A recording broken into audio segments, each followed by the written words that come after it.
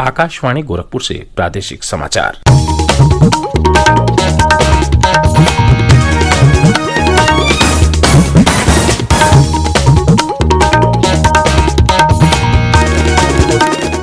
नमस्कार। समाचार बुलेटिन के साथ मैं वेद प्रकाश पाठक। पहले मुख्य समाचार। प्रधानमंत्री नरेंद्र मोदी ने कहा, बुनियादी ढांचागत क्षेत्र में हो रहे परिवर्तन लोगों का जीवन आसान बनाएंगे। मुख्यमंत्री योगी आदित्यनाथ ने पंडित दीनदयाल उपाध्याय की पुण्यतिथि पर उन्हें श्रद्धांजलि देते हुए कहा, पंडित दीनदयाल से प्रेरणा लेकर सरकार हर वर्ग तक विकास की योजनाएं पहुंचा रही है। केंद्र सरकार ने कहा, देश के कानूनों का उल्लंघन करने पर सोशल मीडिया के खिलाफ की जाएगी कड़ी कार्रवाई। और प्रदेश में आज भी किया जाएगा अग्रिम पंक्ति के कर्मियों का टीकाकरण।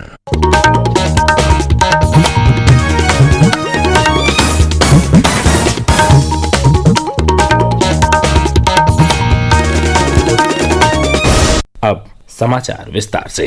प्रधानमंत्री नरेंद्र मोदी ने कहा है कि आत्मनिर्भर भारत अभियान निर्धनों, किसानों, श्रमिकों और मध्यम वर्ग के भविष्य निर्माण का माध्यम बनता जा रहा है। कल पंडित दीनदयाल उपाध्याय की पुण्यतिथि पर भाजपा सांसदों को संबोधित करते हुए उन्होंने ये बात कही। जब हमारा देश समर्थ होगा तभी तो हम दुनिया की सेवा कर पाएंगे, एकात्म मानव दर्शन को सार्थक कर पाएंगे। दीनदयाल उपाध्याय जी भी यही कहते थे। उन्होंने एक स्थान पे लिखा था, एक सबल राष्ट्र ही विश्व को योगदान दे सकता है। यही संकल्प आज आत्मनिर्भर भारत की मूल अवधारणा है।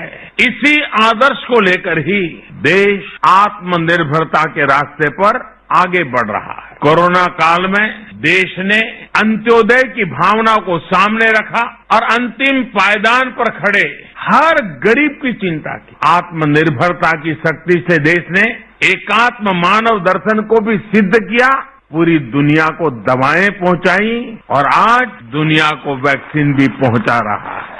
प्रधानमंत्री ने कहा कि बुनियादी ढांचे के क्षेत्र में हो रहे परिवर्तन नागरिकों का जीवन आसान बनाएंगे।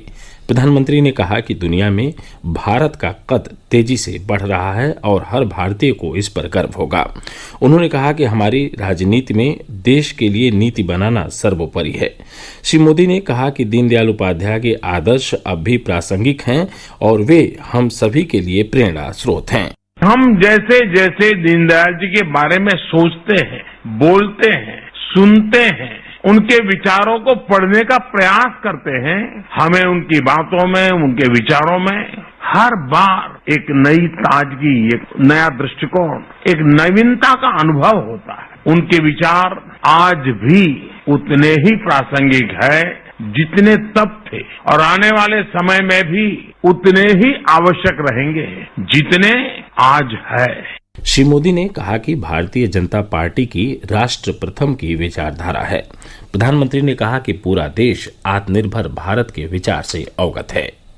मुख्यमंत्री योगी आदित्यनाथ ने पंडित दीनदयाल उपाध्याय की पुण्यतिथि पर लखनऊ के चारबाग स्थित पंडित दीनदयाल उपाध्याय स्मृतिका पर उनकी प्रतिमा पर कल माल्यार्पण किया और श्रद्धा सुमन अर्पित किए। इस अवसर पर उन्होंने कहा कि पंडित दीनदयाल उपाध्याय राजनीति में उच्चतम मानदंडों का पालन करते थे। वे कुशल संगठनकर्ता, एकात्म मानववाद और अंत्योदय की विचारधारा के प्रणेता थे। मुख्यमंत्री ने कहा कि उनके विचारों से पार्टी और समाज को हमेशा प्रेरणा मिली है। उनसे प्रेरणा लेकर ही सरकार हर वर्ग तक विकास की योजनाएं पहुंचा रही है। कार्यक्रम में भाजपा प्रदेश अध्यक्ष स्वतंत्र देव सिंह ने कहा कि केंद्र और प्रदेश सरकार पंडित दीनदयाल उपाध्याय द्वारा दिखाए गए मार्ग पर चलते हुए समाज के अंतिम पायदान पर खड़े व्यक्ति तक जनहित की योजनाओं को पहुंचाने के संकल्प के साथ कार्य कर रही है। इस अवसर पर चंदौली के पड़ाव पर पंडित दीनदयाल उपाध्याय स्मृति उपवन एवं संग्रहालय में भाजपा प्रदेश उपाध्यक्ष सलिल विश्नोई के नेतृत्व में कार्यकर्ताओं ने पंडित दीनदयाल उपाध्याय को श्रद्धांजलि दी और समाज व देश के प्रति समर्पण का संकल्प लिया। प्रदेश के मऊ सहित कई अन्य जिलों में भी कार्यक्रम आयोजित किए गए।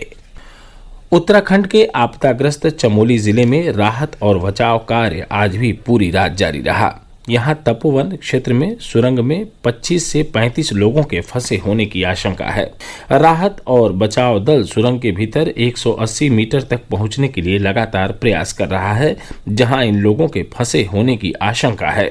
हमारे संवाददाता ने बताया है कि अब तक 36 लोगों के शव बरामद कर लिए गए हैं, जबकि करीब 168 लोग अभी भी लापता हैं। ये समाचार आप आकाशवाणी गोरखपुर से सुन रहे हैं। केंद्रीय इलेक्ट्रॉनिक और सूचना प्रौद्योगिकी मंत्री रविशंकर प्रसाद ने कहा कि देश में कानून का उल्लंघन करने वाले, फर्जी खबरें फैलाने और हिंसा को उकसाने में लिप्त सोशल मीडिया प्लेटफॉर्म के खिलाफ कड़ी कार्रवाई की जाएगी। राज्यसभा में कल श्री प्रसाद ने कहा कि ट्विटर, फेसबुक, व्हाट्सएप तथा लिंक्डइन जैसे प्लेटफॉर्म का देश में लाखों लोग उपयोग करते हैं। उन्होंने कहा कि इन प्लेटफॉर्म को भारतीय संविधान के प्रावधानों का उल्लंघन करने की अनुमति नहीं दी जाएगी। पुलिस को कार्रवाई करना पड़ता है तो कुछ माइक्रो ब्लॉगिंग कंपनियां उसके साथ खड़ी हो जाती हैं, और जब यहां पर लाल किले पर हमला होता है जो भारत की गरिमा का प्रतीक है तो उसके विरोध में खड़ी हो जाती है।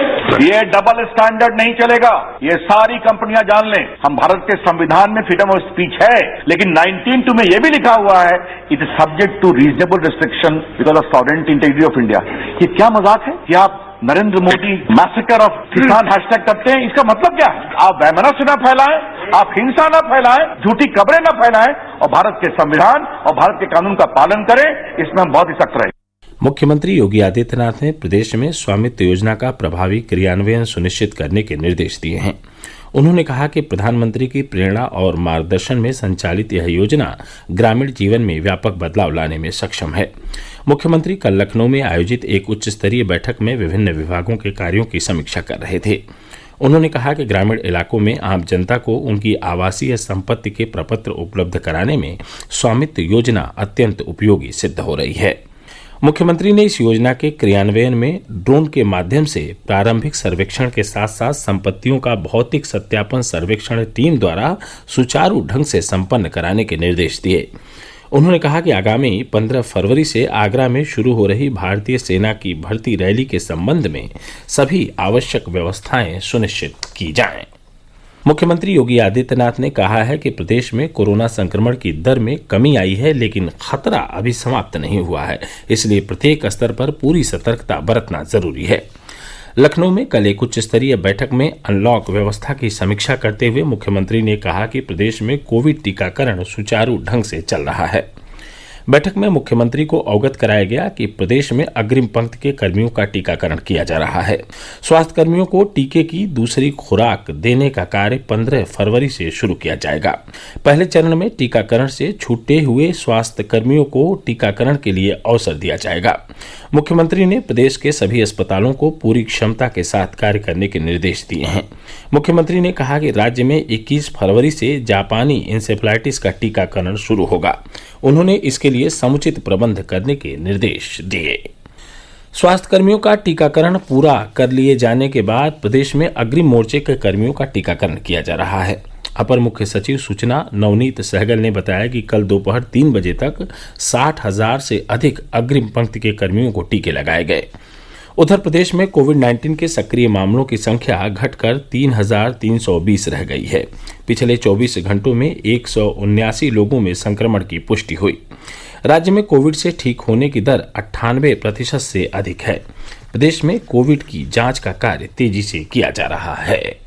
केंद्र सरकार देश के पहले खिलौना मेले का आयोजन करेगी। ये मेला 27 फरवरी से 2 मार्च तक चलेगा। केंद्रीय महिला और बाल विकास मंत्री स्मृति ईरानी, शिक्षा मंत्री रमेश पोखरियाल निशंक तथा वाणिज्य और उद्योग मंत्री पीयूष गोयल ने संयुक्त रूप से कल नई दिल्ली में द इंडिया टॉय फेयर की वेबसाइट की शुरुआत की। इस अवसर पर श्रीमती ईरानी ने कहा कि प्रधानमंत्री के आत्मनिर्भर भारत की परिकल्पना को साकार करने और खिलौना उत्पाद उद्योग को सुदृढ़ बनाने के लिए सरकार ने पिछले महीने पहले टॉयकेथॉन का आयोजन किया था। उन्होंने कहा कि हस्तनिर्मित खिलौने के क्षेत्र में 4,000 उद्यम देश में मौजूद हैं। उन्होंने कहा कि इस मेले से स्वदेशी खिलौना उद्योग को मदद मिलेगी। और अंत में मुख्य समाचार एक बार फिर सुन लीजिए। प्रधानमंत्री नरेंद्र मोदी ने कहा, बुनियादी ढांचागत क्षेत्र में हो रहे परिवर्तन लोगों का जीवन आसान बनाएंगे। मुख्यमंत्री योगी आदित्यनाथ ने पंडित दीनदयाल उपाध्याय की पुण्यतिथि पर उन्हें श्रद्धांजलि देते हुए कहा, पंडित दीनदयाल से प्रेरणा लेकर सरकार हर वर्ग तक विकास की योजनाएं पहुंचा रही है। केंद्र सरकार ने कहा, देश के कानूनों का उल्लंघन करने पर सोशल मीडिया के खिलाफ की जाएगी कड़ी कार्रवाई और प्रदेश में आज भी किया जाएगा अग्रिम पंक्ति के कर्मियों का टीकाकरण। इसके साथ ही प्रादेशिक समाचारों का बुलेटिन यहीं संपन्न हुआ। नमस्कार।